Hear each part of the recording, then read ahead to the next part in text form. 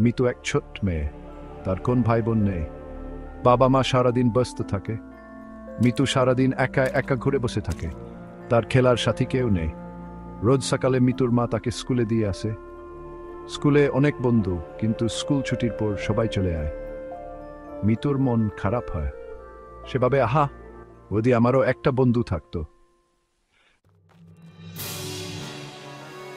একদিন বিকেলে মিতুর মা তাকে নিয়ে নদীর ধারে হাঁটতে আয়। নীল আকাশ, শান্ত বাতাস আর নদীর ঢেউ দেখে মিতুর মন ভালো হয়ে আয়। হঠাৎ মিতু একটা জিনিস দেখতে পায়। নদীর ধারে একটা জোপের আড়ালে কি এন লুকিয়ে আছে। মা, দেখো, ওই মিতু চিৎকার করে বলে। মিতুর মা কাছে গিয়ে দেখে কিছুই নেই। মিতু হয়তো ভুল দেখেছে। রাতে মিতু ঘুমাতে যাবে, এমন সময় হঠাৎ তার ঘরে কেউ এন ডাকছে, মিতু মিতু।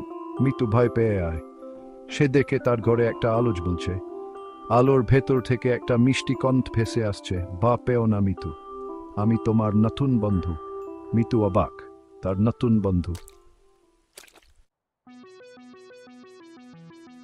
মিতু আর তার নতুন বন্ধু সারা রাত গল্প করে।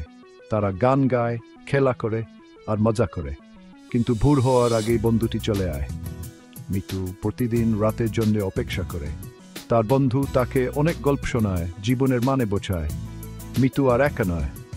একদিন বন্ধুটি বলে, মিতু, আমি আর আসতে পারবো না, তুমি এখন বড় হয়ে গেছ। মিতু কাঁদতে থাকে, কিন্তু সে বুঝতে পারে সত্যিকারের বন্ধু কখনো চলে আয় না। তারা আমাদের হৃদয়ে সবসময় থাকে।